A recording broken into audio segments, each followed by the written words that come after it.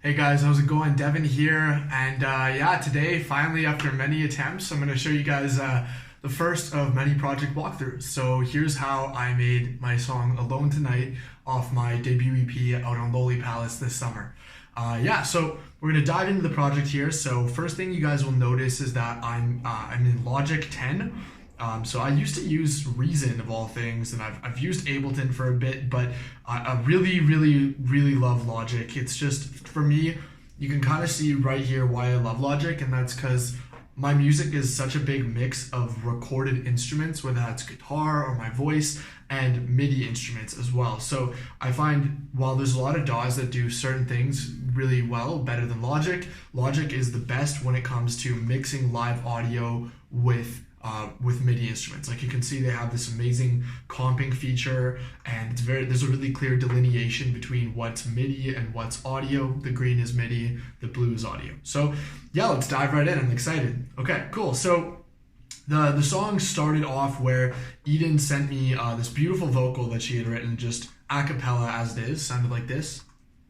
I don't mind that we slow down. Oh. Gotcha. So basically that was the very start of the project. So what I did was I just took that and I started to write some guitar around it. So we'll start to play a little bit of the guitar here that I had. I almost always like to start with just guitar because it's my main instrument, and I really find that like I'm most inspired when I'm playing a real instrument, not actually just typing notes into a MIDI keyboard. So here you go. This is what the start of the song sounds like. We added the vocal. And I can see you through the high. Next up was piano. I'm not in the mood to fight. 'Cause baby,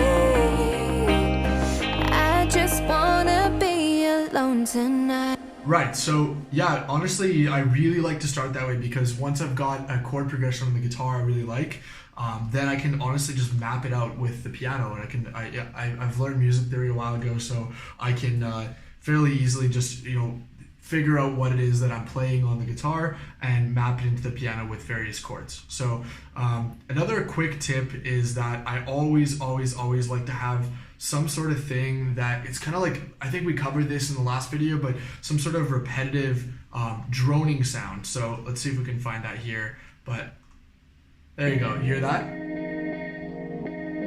So what that is, I have it labeled as pulse.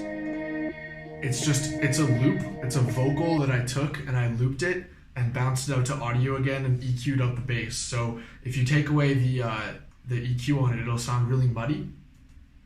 That's not too bad, but yeah, so what I will do is usually I'll EQ out the low end, EQ out some of the low mids, and then just really make it kind of like sit on top of the mix so you don't even really notice it, but it adds a lot. So if we hear it with, and if we take it out here,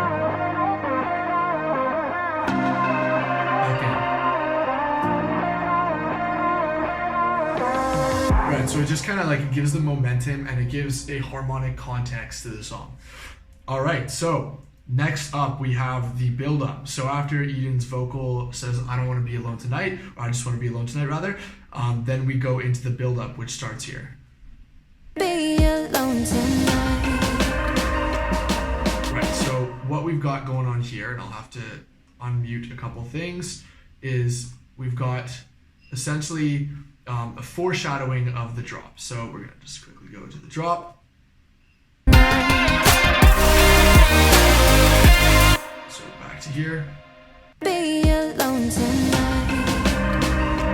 So it's foreshadowing the chord progression of the drop. So what that sounds like here, we started with our drop chords. So yeah, these are done in Serum. Since making this song, I've really moved to a mostly analog setup, as we can see here, but if you're into production, if there's one synth to buy and it's the only synth you can have for whatever reason, this is the one to get. Serum is objectively, in my opinion, the best software synth on the market. So basically pretty simple sound. I can't remember if this is a preset or just a built sound. I kind of do like I tend to do mostly my own sounds, but if there's a good sounding preset and it works, just use it. Honestly, I don't ever understand the whole idea of people being against using presets. But yeah, so what's happening here is we've got saw waves that are filtering up.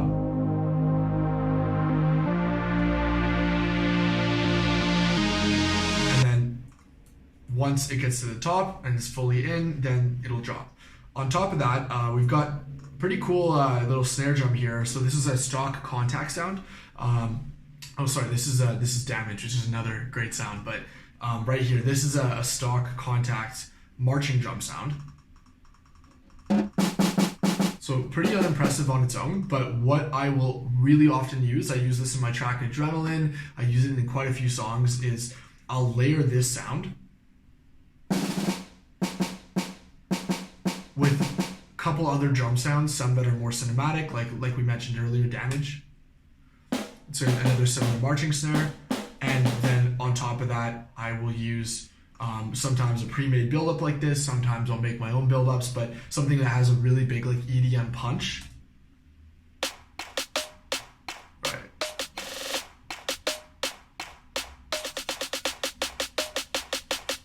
So we hear all those drums layered together, and they really sound kind of, in my opinion, unique because it's not just the EDM drums, but it's not just cinematic drums either. You kind of get a mix of both, which really adds this kind of like epic sound to the build-ups where you're like, oh, I can't wait for that to drop.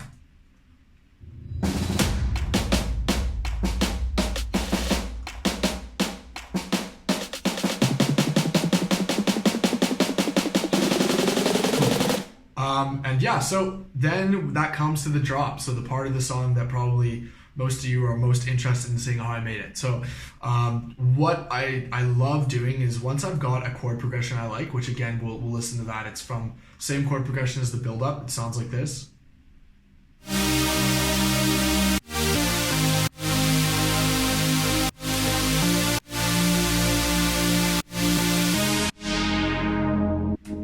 Then I will just play around with the voicings of those chords and get them going into different instruments that all do kind of different things, but things that work together. So here we've got a layer that is Diva, and is apparently very difficult on my computer when it's soloed.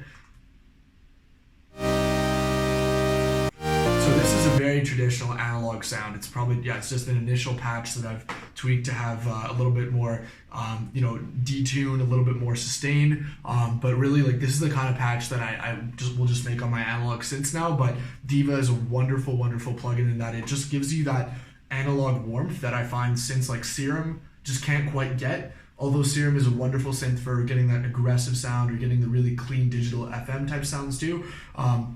There's like this kind of like really awesome like aliveness to analog synths where I find Diva and the other synths from UHE Repro get the closest to coming. So basically, the whole thing I'll do, my workflow is it'll just be a layering game of layering different sounds with one another. So we've got another sound from Diva here. Really aggressive, gritty sound, but notice the bass is completely taken out if we take off my processing. Really a different sound. Then we've got here a drone synth. So again, really aggressive sound, but this one just plays one note over and over again, hence it drones, which what that'll do, again, doesn't sound like much on its own, but if you combine it with a chord patch, it'll give harmonic context. Same deal as the first drone to the drop.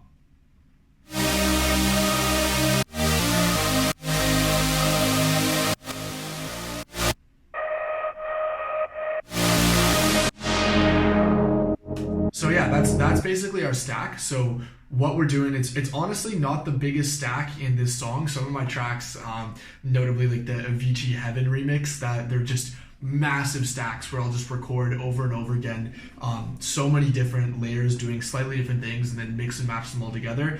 This one really just has the four main elements and then the sub bass. Well, as for sub bass, dead simple. I always use saw waves for my sub bass. I find they're the cleanest with a little bit of tube saturation or tape saturation. Sounds like this. The reason why you would put saturation on a sine wave, is to make it able to be heard on smaller speakers. A lot of people listen to music on phones or on laptops, and because of the fact that a sine wave is just, you know, a pure fundamental harmonic, you're not going to be able to hear that on most speakers that aren't, you know, big subwoofers or the whatnot. So saturate to bring in those harmonics while keeping the sound clean, and then you're good to go. So all together, the stack and the sub bass sounds like this.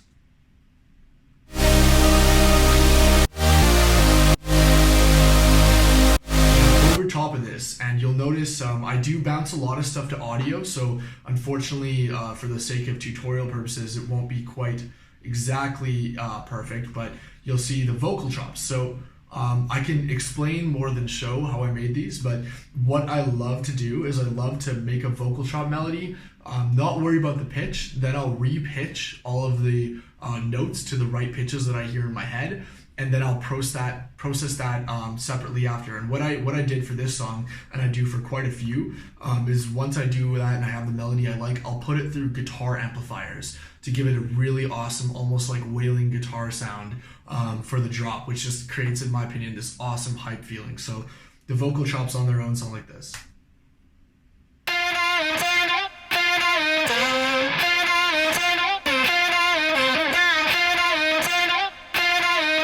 So again, you can kind of tell everything here is bathed in a really nice amount of reverb. So if we bring that up, you'll see the reverb I use, which from my last video, you'll remember I love the Valhalla verbs. So this is just a little stock preset I made on Valhalla. I use this one pretty often for those really big cavernous reverbs. Really like this reverb plugin, like I mentioned before. It's a great one. So yeah, then over top of that, we've got to have drums. So bringing in the drums. So we start with the kick. The kick is one that's, this is a kick that I've used quite a few times. It was first used in the Without Me remix with Nurko and I. The two of us made this kick together. I know he sent over a couple layers of a kick, and I EQ'd them and added in my own layers of kick too. And it's just been something that we both really like, this kick. I've heard it in a couple of his songs, and I've heard it in, we used it in our Nightmare remix as well, but it sounds like this. It's very, very punchy. It's also really loud, which, you know, artistic preference. I like my kick to be really loud and then squashed down by the limiter versus having the kick be a little bit more quiet and, you know, more subtly in the mix. But so we've got the kick, and then the drums on top of the kick sound like this.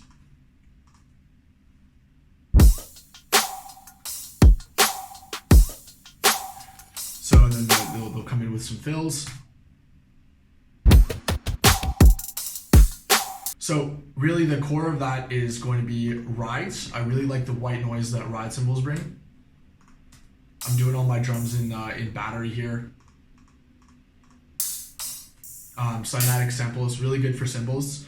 Next up we have pretty simple snare patch actually. I think it's just one sound that I EQ'd a bit. Let's see here.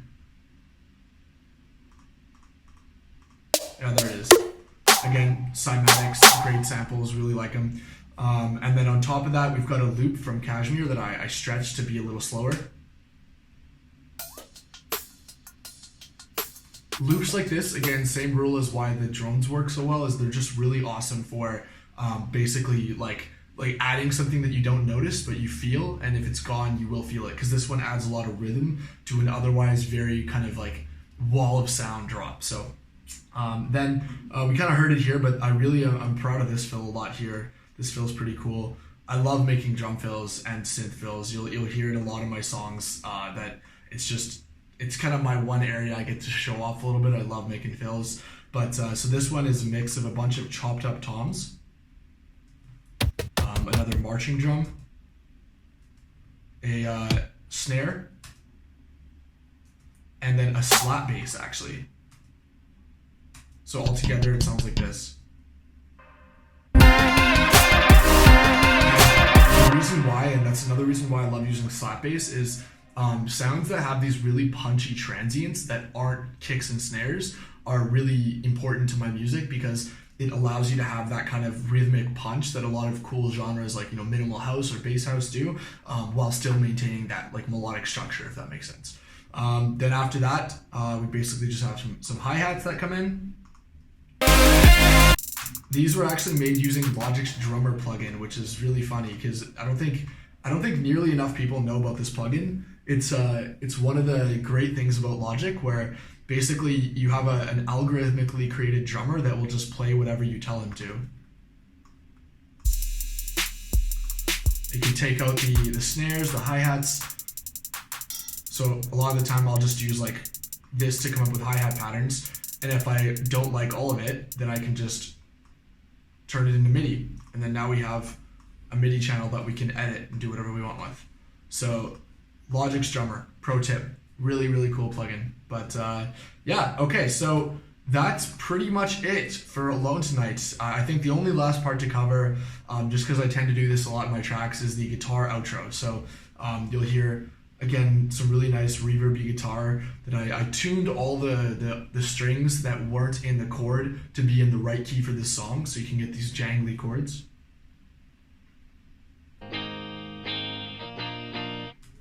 And then over top of that, we've got a sample of a Japanese flute that actually comes a lot through the song. It's pretty subtle, but I like to use some world music influences here and there. A little bit quiet, but you hear it. And then over top of that, again, something that has a punchy transient, a guitar just doing a little bit of funk that I recorded. And then the guitar from our pre-chorus that we had before. Oh, no, it's not playing, never mind. And the piano, that's what I'm looking for here.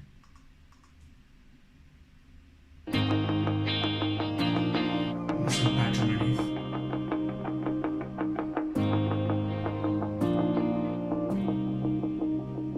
Cool. Last final thing, you know, it couldn't be a tutorial video if I wasn't going to share one more of my favorite plugins. So I'm a huge fan of Reactor. If you guys don't know what Reactor is, it's a plugin from Native Instruments that allows you to pretty much import whatever you want, whether it's Native Instruments synths, user effects, stuff like this. So there's a group of plugins by someone named Bosco Mac that are all totally free, and they're incredible. They're only for Reactor, but this one I use quite a bit. So what it is, we'll hear it on the piano. I put it on the piano, on the chords, on a couple of the guitar tracks. It's essentially like a granular reverb. So if you hear what it sounds like off, and then on.